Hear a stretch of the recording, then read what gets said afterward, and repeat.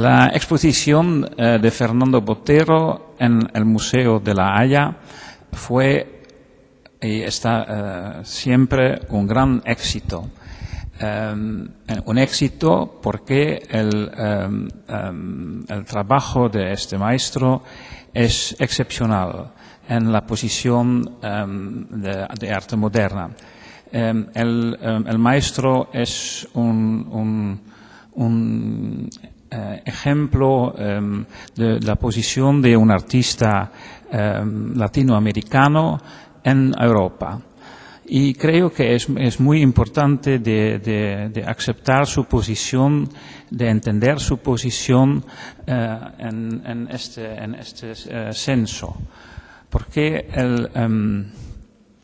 el maestro tiene siempre sus cualidades desde su vida en Colombia, su vida en su país natal, en Medellín, donde en su juventud no fue un museo y fueron tampoco muchas imágenes de arte moderno. Pero ya se fue el arte del colonialismo, el arte religioso, el arte que es un arte barroco español de esencia, pero con un mezclo de influencia latinoamericana. Y creo que es la llave para entender su obra, porque Fernando Botero tiene su interpretación, su forma, su estilo en este barroco latinoamericano.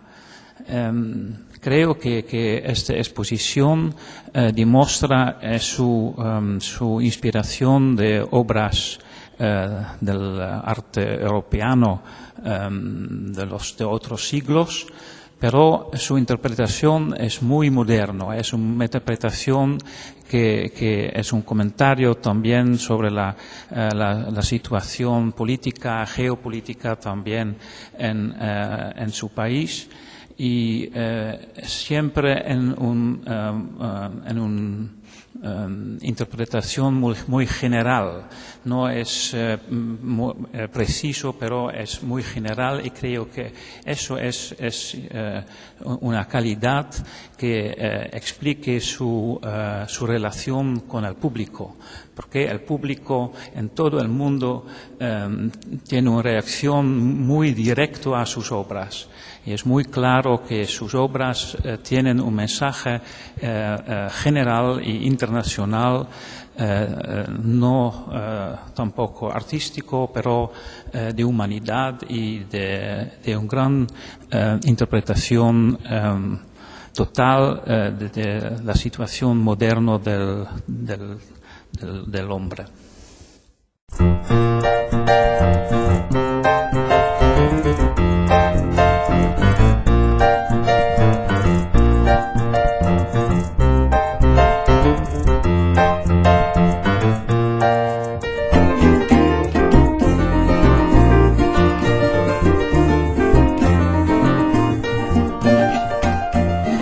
Para entender al hombre y su obra, señor Botero, comencemos. Usted es hijo de un comerciante que viajaba a las provincias a caballo y de una mujer creativa de reconocida habilidad manual.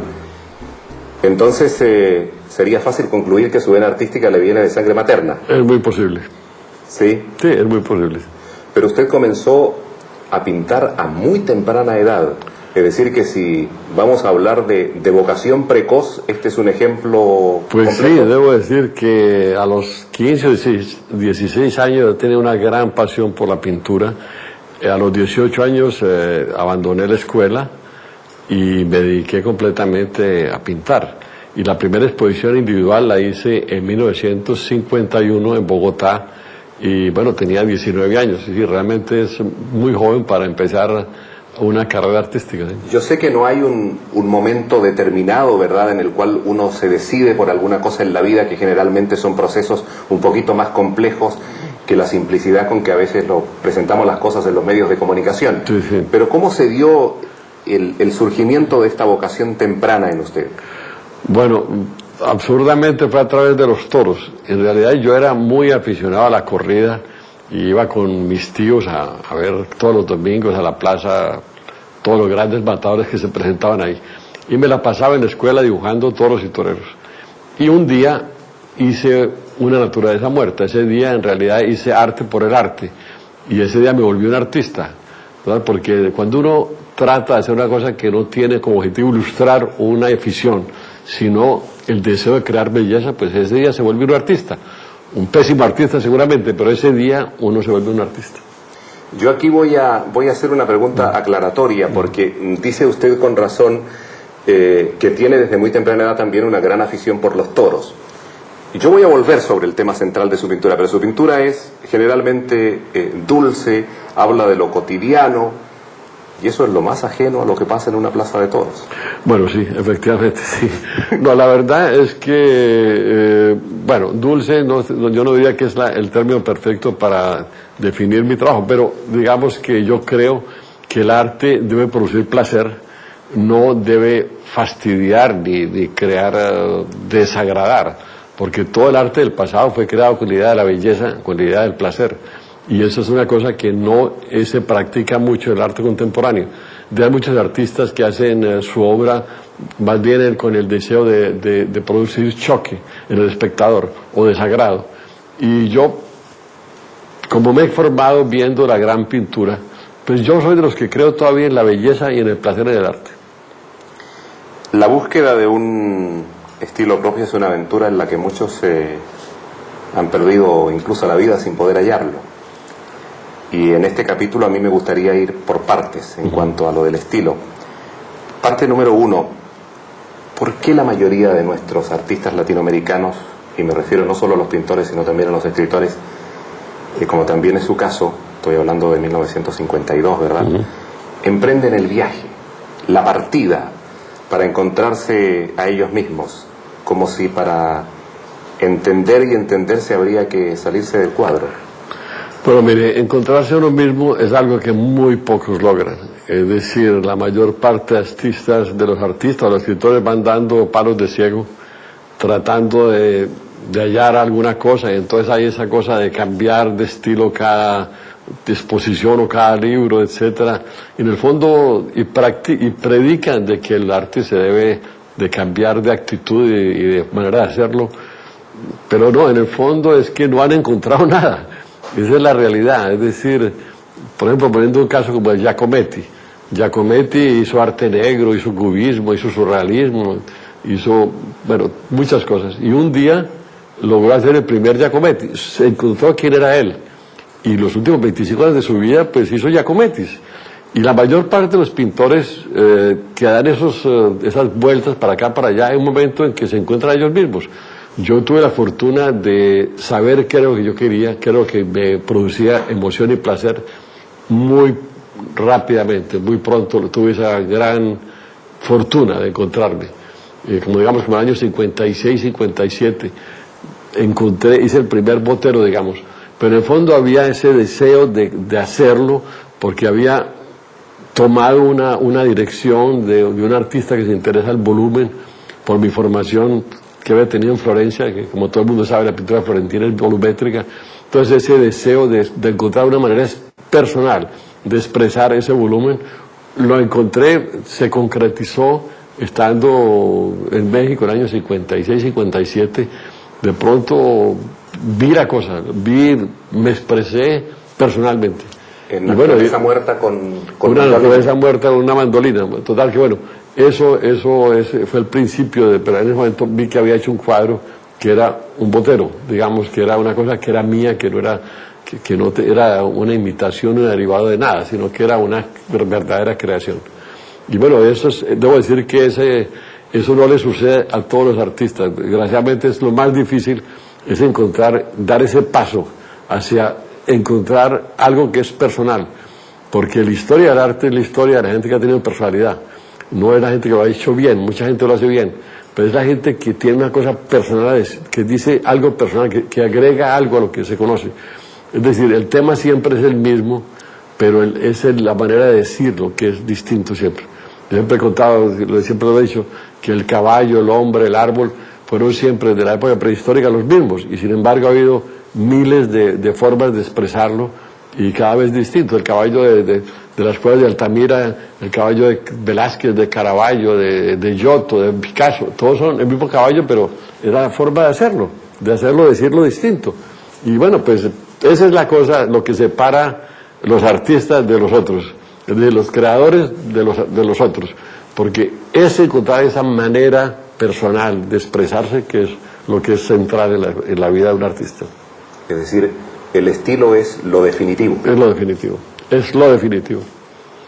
Pero sigamos con esto del viaje, porque este viaje que usted emprende por Barcelona, por París, luego por Florencia, no es un viaje de vacaciones ni de hartazgo, es un viaje también con poco dinero, con pobreza. Con poquísimo, pero digamos que con ese deseo enorme de ver cosas, de aprender, etcétera. Y bueno, no hice otra cosa, casi 3 años estuve en Europa y bueno, pues todo el tiempo estaba en el museo, fui copista en el Prado, estudiante de la Escuela de Bellas Artes de San Fernando, pasé unos meses en París viendo los museos, después en Florencia obviamente estuve en la Escuela de San Marco y todo el tiempo dedicado a mirar los grandes frescos italianos.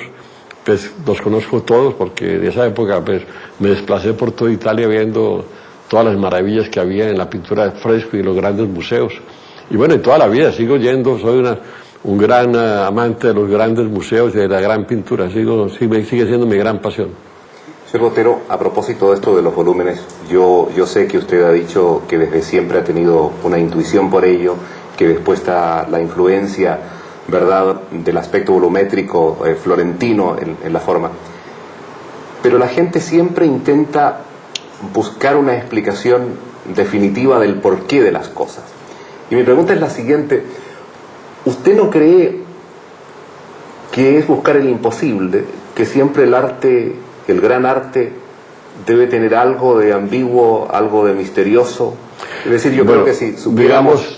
Sí, por favor. Sí, no, yo digo que uno puede explicar lo que hace hasta cierto punto, pero no puede explicarlo todo. Es decir, porque es, digamos, es cuando uno empieza a trabajar, es como que lo invitaran a un gran banquete donde están todas las posibilidades y uno va seleccionando cada vez más, de una forma más reducida, lo que ama. Y eso es lo que le permite a un artista encontrarse. Es decir, yo hubiera podido, había tantas cosas, había el arte moderno de Francia en ese momento que yo estuve, yo estaba, bueno, ya empezar, haber hecho la selección de irme a Italia y no a París fue ya definitiva.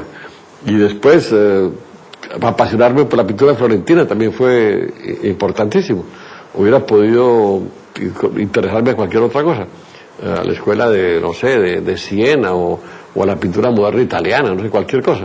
Y no, al contrario, fui inclinándome hacia una serie de artistas que me emocionaban profundamente, como Masaccio, Giotto, etcétera, Piero da Francesca, todos los artistas.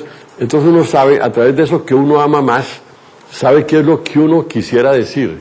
Pero claro, de ese deseo a que ya se concretice en una expresión que uno sabe que está nutrido por todos esos deseos o esas admiraciones que uno tiene, pero que dan un paso adelante, digamos, obviamente paso adelante en la obra de cada uno, en el sentido de que uno encuentra una forma personal de expresarse.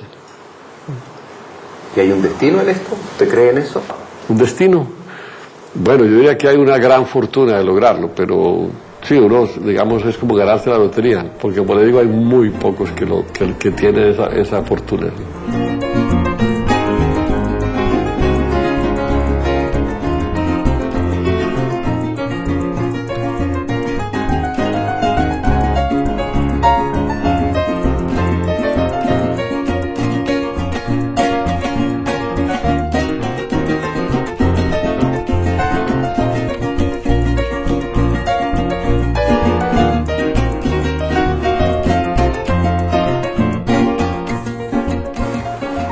Ahora, nadie viene del callo de una cabra, ¿verdad? Citaba usted a los grandes artistas, la pintura que amaba y luego a través de ellos buscar su propio estilo. De tal manera que aquí hay una suerte de sincretismo cultural, ¿verdad?, que convive a la vez con el ser profundamente americano y colombiano en este sentido. ¿Es una convivencia sencilla? Bueno, digamos que como soy muy latinoamericano en mi manera de ser, y como pues obviamente tengo un enorme interés en todo lo que es nuestro, pues la temática es latinoamericana. Después, obviamente ha habido también una gran pasión en mi vida por el arte precolombino. Sobre todo se ve en mi trabajo de escultor, se siente esa interés en el arte mexicano, precolombino, peruano, colombiano, etc. Entonces, que bueno, todo eso va llevándolo a uno a crearle un espíritu que es distinto a lo que tendría un artista europeo. Es decir, un europeo no podría hacer lo que yo hago. Es decir, ni yo puedo hacer lo que hacen los europeos. Es decir, es una cosa, uno está marcado por esos años que uno vive en su país. Yo salí por primera vez de Colombia a los 19 años, entonces que bueno, me impregné completamente de mi país, viví en la provincia casi siempre, porque hasta los 18 años estuve en Medellín. Claro que toda esa vida de provincia lo marca uno y lo nutre de una manera formidable. Y después, claro, ese lenguaje tiene que ser universal, porque el tema en la pintura creo yo que debe ser local o parroquial, y después el lenguaje tiene que ser universal, porque tiene que ser una cosa que toque a cualquier espectador de cualquier parte, porque la pintura tiene unos elementos que son mundiales, que son universales, que le dicen algo a todo el mundo. El color, por ejemplo. Todo el mundo, una bella armonía de color la entiende un japonés o un alemán o un colombiano o un argentino. Es decir, eso es una cosa, el color, esa forma de combinar los colores, la forma de componer un cuadro. Es decir, cuando la composición está balanceada, todo el mundo es sensible a una composición bien balanceada. Y desde luego el dibujo y el estilo personal. Todo eso es una cosa que la gente del mundo entero aprecia y entiende. Y claro, pues el tema siempre ha sido, digamos, uno ve los impresionistas, el tema no puede ser más francés. O uno ve la pintura, digamos, alemana, pues no puede ser más alemana. Pues.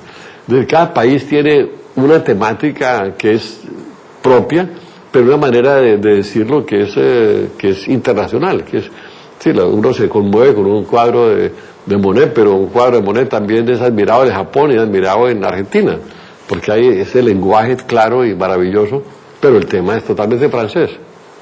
A propósito de tema y forma, ¿cómo se relacionan estos dos elementos? Porque yo voy a hablar de lo que sé, sí, que es la radio. Hay una importancia tan grande de la manera de decir y de lo que se dice, ¿no? Uno puede tener un gran discurso, ¿verdad?, para hablar sobre el futuro de América Latina, pero si no lo sabe decir bien, no tiene ningún sentido.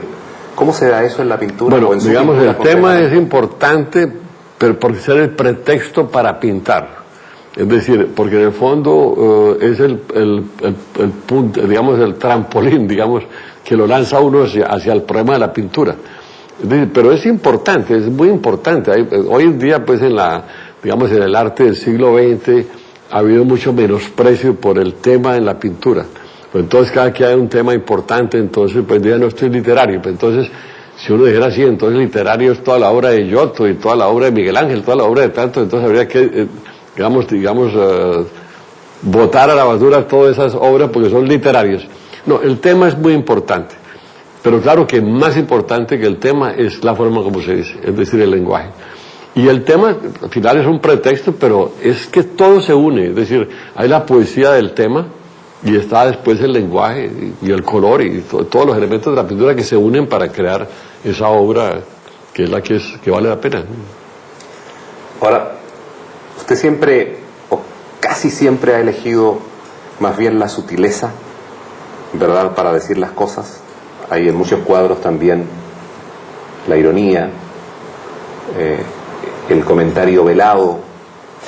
Estoy pensando sobre todo en esa siesta del presidente, ¿verdad? Y hay una forma de decirlo que va mucho más allá de lo meramente contextual, de lo meramente panfletario o político. Siempre, para que una obra perdure, debe tener este elemento poético. Digamos, cuando uno está creando un tema para la pintura, si hay esa esas situaciones que son improbables, pero no imposibles. Hay una poesía en ese tipo de situaciones. Hay una poesía. Entonces, claro, pues eso, un pintor, si además tiene la poesía en su manera de crear el tema, pues es una virtud más.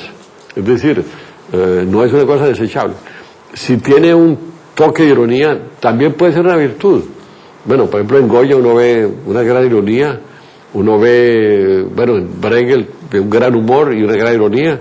Bueno, pues todos estos artistas pues tenían esos toques, pero el motor, digamos, de esa pintura no fue la ironía, el motor fue la pintura.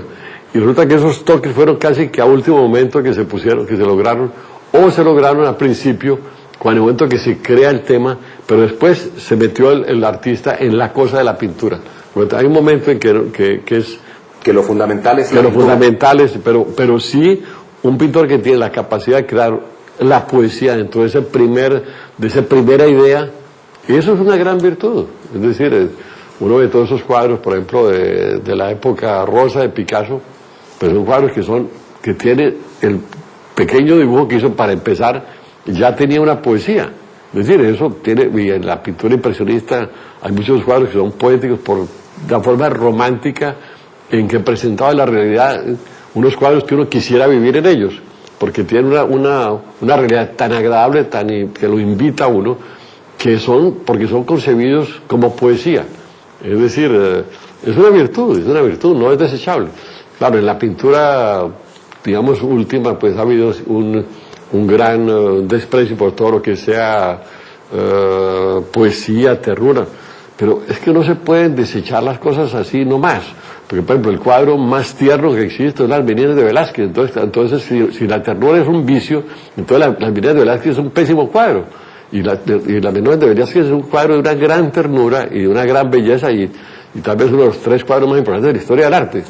Total que bueno, ese tipo de cosas se ha hablado demasiado rápido, o se ha intelectualizado demasiado rápido, o se ha creado demasiadas ideas estúpidas en el arte últimamente, que han llevado a la situación en que estamos, que se hace un arte que se puede llamar, decirlo en inglés, trash art, porque es pura basura, digamos. En realidad, por la capacidad, la confusión total que existe hoy en día sobre los problemas de la pintura. Es decir, se necesita hay que hacer de nuevo una reflexión sobre lo que es la pintura, que son los elementos, qué es lo que hace una obra maestra, qué es lo que hace que una cosa sea pintura, etcétera. Hoy en día, por ejemplo, quieren reemplazar la pintura con el video. Es como que si quisiera uno reemplazar la pintura con la música. La música, las artes plásticas son las artes plásticas, y el video tiene más que ver con el cine o la televisión que con la pintura y la escultura. Las artes plásticas son una cosa aparte, y hay gente que dice, no, ya la pintura está muerta, eso de pintar con pinceles y colores, eso ya está muerto. Y ahora es el video, ahora, ridículo. Entonces, ridiculeces. Pero bueno, ¿qué hacemos? Pues estamos viviendo una época de gran confusión en ese sentido, ¿sí? Yo quisiera insistir en este punto porque me parece fundamental. Decía usted en su respuesta, yo creo que hay que replantearse lo de la pintura, volver a reflexionar. Pero ¿no le parece que deberíamos replantearnos todo? Porque le voy a citar un ejemplo. Hoy hay gente que habla de que estamos ya ni siquiera en una sociedad de la información o de las nuevas tecnologías, sino en una sociedad de la vivencia. Es decir, que lo que interesa es el momento, el impacto, la emoción del segundo. Entonces todo debe que estar orientado a eso. Y en eso cae también... Bueno, tiene razón. Hay que replantearse todo desde el principio. Pero la verdad es que hay una gran confusión sobre el objetivo de la vida, sobre el objetivo del arte. Bueno, son cosas que de verdad se necesitaría un momento de reflexión muy serio. Estamos en una crisis. Sí, hay una confusión enorme. El hombre no sabe en el fondo qué es lo que quiere ni para dónde va. Y bueno, no le digo, en el arte hay una confusión total.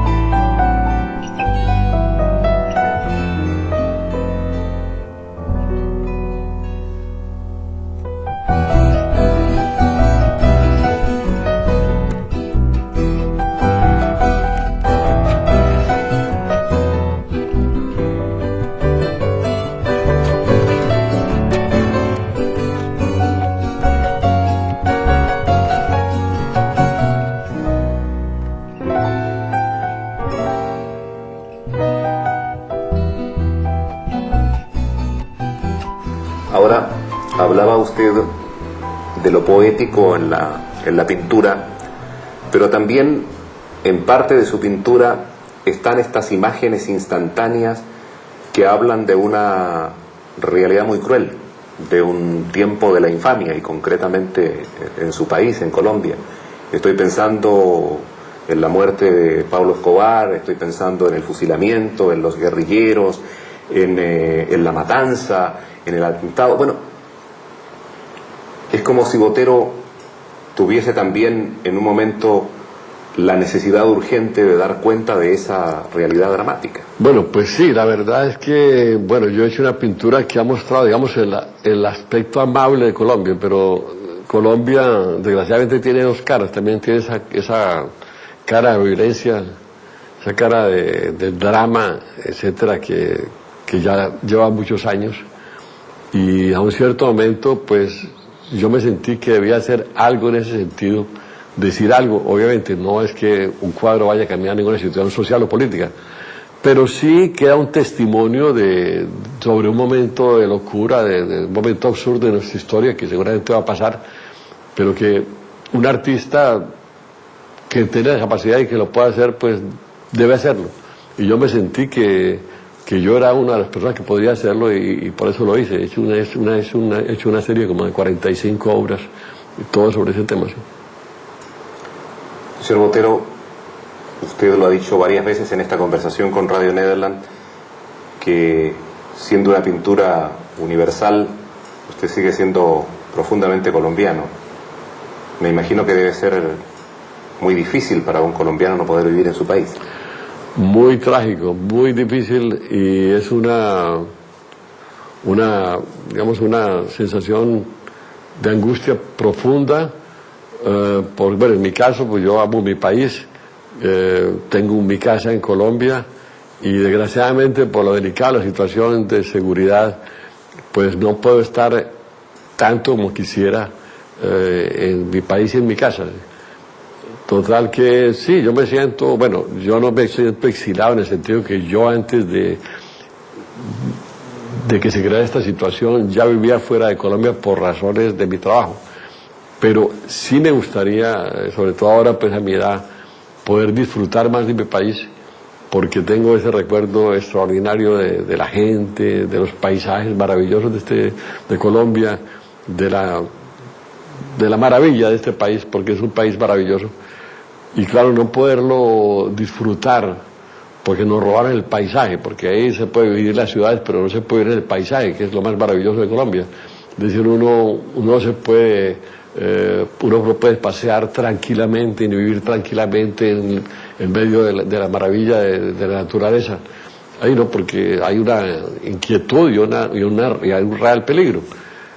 Total que bueno, pues, nos han hecho un daño muy grande los violentos de Colombia, quitándonos nuestro país, y espero que lo podamos recuperar, y espero que sea con el presidente Uribe que podamos lograrlo. Señor Botero, a pesar de eso, yo quiero relatarle una breve anécdota telefónica que me ha dado nuestra corresponsal en Bogotá, la señora María Isabel García. Y hace unos días, conversando por ella por teléfono y contándole que íbamos a tener esta conversación con usted aquí en Pietrasanta, en Italia, dice que ya no se acuerda si fue 1 o 2 meses atrás, dice que lo encontró a usted en la calle, en el estrecho andén oriental de la carrera quinta, entre las calles 10 y 11 del barrio viejo de la Candelaria. Usted venía en dirección norte-sur, venía con Luis Orlando Melo, director de la biblioteca Luis Ángel Arango, depositaria de la donación Botero, la más significativa, y estoy citando textualmente, la más significativa que algún notable le ha hecho a la capital de este país de ricos mezquinos, y detrás venía su hermano Juan David. María Isabel no lo podía creer. El famoso Botero, como cualquier parroquiano a pie, caminando tranquilamente por ahí, ni una escolta, ni un carro de vidrios oscuros, ni nada de eso que hace tiempo se convirtió en símbolo de prestigio social por estos lados. Por fin, algo refrescante, pensó. Bueno, debo decir, mi sistema de ir a Colombia, digamos, es llegar de improviso e irme lo más pronto posible. La verdad es que he experimentado lo de los guardaespaldas. Llegué hasta tener 10 guardaespaldas en un cierto momento y es insoportable eso, muy difícil. Y además parece que muchas veces son los guardaespaldas los que realizan los secuestros, etcétera.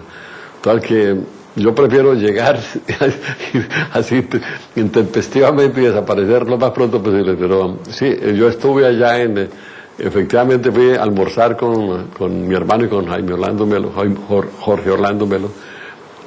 Fui por ahí a un restaurante cerca. Yo ahí se encontró con ella casualmente. Exacto, sí. Debió ser ahí, sí. Cuando veníamos de camino a su estudio, decía usted que aquí en Pietrasanta se hacían copias maravillosas. Usted sabe que la copia se ha hecho lo más famoso del mundo, y se copia todo, digamos. Incluso los cuadros de Botero están en las salas de espera, ¿verdad?, de un médico, de un dentista. ¿Qué opinión le merecen a ustedes esto de las copias? Bueno, mire, las copias, si no están firmadas, me parece casi, no, digamos, me siento, digamos, halagado que alguien admire tanto mi trabajo que lo quiera copiar, si no lo firma, claro. Entonces yo en Colombia, en los parques venden copias de mis cuadros al óleo, grandes, etcétera, pero no dicen Botero. Eso no me molesta, la verdad es que no me molesta. Al contrario, me da casi, yo diría que casi satisfacción ver que la gente compra eso. Lo que sí es una gran molestia, un gran problema es la cosa de los falsos, que hay muchos falsos, hay mucha gente dedicada a copiar mis cuadros, a firmarlos, porque claro, eso buena parte, bueno, sobre todo lo más grave es que el día de mañana de pronto van a juzgar a mí por esos cuadros, van a pensar que yo pinté eso.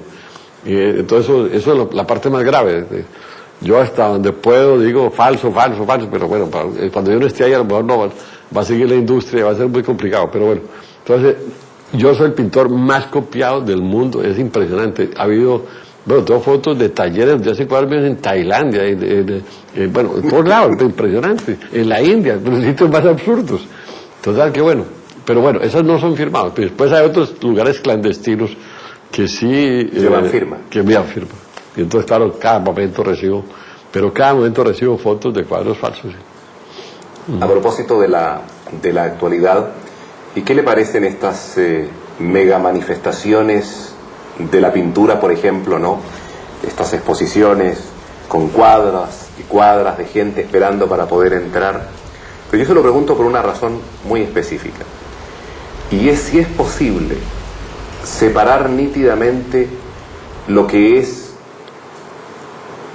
el mero choque emocional del que hablábamos, ¿verdad?, de esta sociedad de la vivencia, de una experiencia artística real, genuina, de apreciar la belleza de una pintura o lo que nos quiere decir.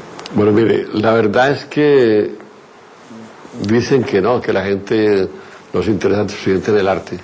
No es cierto, porque cuando hay una gran exposición, como usted dice, uno ve colas de cuadras y cuadras para entrar. Entonces yo he visto en París y en Nueva York que tienen que reservar con 2 o 3 meses para tener un tiquete para entrar a ver la exposición. Entonces el gran arte emociona. Lo que pasa es que la gente, con el arte que se hace hoy en día, pues uno no puede culparlos de que no se interesen, porque es un arte tan ridículo, tan absurdamente malo, que claro, pues la gente dice, no, que hoy en día ya la gente no va a las galerías, que ya no compra arte, que no sé qué. Pues no es cierto. Los grandes museos y las grandes exposiciones viven llenos de público numerosísimo. Total que no hay ninguna crisis en ese. El arte, si es bueno, atrae al espectador de una forma extraordinaria. Acaba de publicarse en España un libro de ensayos con el sugerente título de Cómo ser mayor sin hacerse viejo. Y este libro dice que una de las principales recomendaciones es la actividad, no solo la actividad física, ¿verdad?, que está tan de moda, sino sobre todo la actividad mental. ¿Es cierto? Bueno, pues mire, yo tengo una profesión que en la cual nadie se retira, nadie toma, aquí me llaman a tomar la pensión, en italiano dicen la pensione. Bueno, en todo caso, pues eso de retirarse a vivir de una... Jubilarse. Exacto, es jubilarse, exacto. En la pintura nadie se jubila, afortunadamente. Uno se muere con el pincel en la mano, es decir, uno ve todos los grandes pintores del siglo XX. Picasso estuvo pintando hasta las 2 de la mañana, se fue a lavarse los dientes, se cayó muerto ahí, pero prácticamente acaba de soltar el pincel. Pues. Y Chagall a los 96 años pintaba, Matisse a los 83, 84, enfermísimo, pintaba. Todos los pintores han trabajado hasta el último momento, porque es una pasión tan grande, un placer tan infinito el arte, ejercer el arte y la creación, que nadie lo quiere dejar. Es decir, ni los pintores que no tienen éxito siempre también tienen esa pasión, porque, bueno, una cosa es el éxito, una cosa es encontrar un estilo personal, pero, digamos, ya el hecho de dedicar su vida al arte es una cosa formidable, y la gente que lo hace, aunque no se encuentra a sí mismo, pintan toda la vida. Claro que los que se encuentran a sí mismos tienen más pasión todavía, pero digamos que es una cosa, es un vicio, una pasión tan extraordinaria, un placer tan infinito el arte, que, bueno, y yo creo que eso tal vez lo mantiene uno vivo también. Una vez leí en el New York Times un artículo en que decían, que analizaban por qué los pintores eran longevos, y decían que esa era tal el deseo de pintar todos los días que no se querían morir, es decir, y entonces seguían vivos larguísimos, vivían mucho más que los demás. Sí, verdad, la pintura. Para seguir pintando el mundo que el existe deseo y el que viene. de que aparezca rápido para empezar a pintar de nuevo, que bueno, ese deseo de pero trabajo. ¿eso lo tiene usted también? ¿Eso No, de que despierte, yo lo de tengo. despertar cuanto antes para empezar a pintar? Pues bueno, pues sí, la verdad es que yo sábados, domingos, yo nunca tomo vacaciones, yo trabajo todos los días, donde voy yo trabajo. Si no puedo pintar, pues estoy dibujando, pero pues yo trabajo todos los días, pero es porque me ofrece un placer enorme. Y claro, por la mañana apenas me despierto, bueno, ya para el estudio rápido. Sí, en realidad sí es una pasión muy agradable, más que agradable, muy maravillosa. Y un privilegio que tienen pocos. Pues sí, es una gran fortuna ser pintor. Sí. Yo con esto voy a terminar, señor Botero. Y para los otros, para los que miramos la pintura, el arte de alguna manera nos redime, nos ayuda a llevar la existencia precisamente cuando la vida no es color de rosa. Bueno, pues el arte, o digamos la cultura, pues es una alternativa de la realidad, es una realidad paralela donde uno se puede refugiar muy cómodamente. Total que el arte da esa oportunidad de vivir en medio de la fantasía, para olvidar un poco la dureza de la vida real. Te quedo muy agradecido en nombre de Radio 9 de la Nación. Gracias a usted. Gracias a ti de recibirnos por aquí. Gracias. Muchas gracias.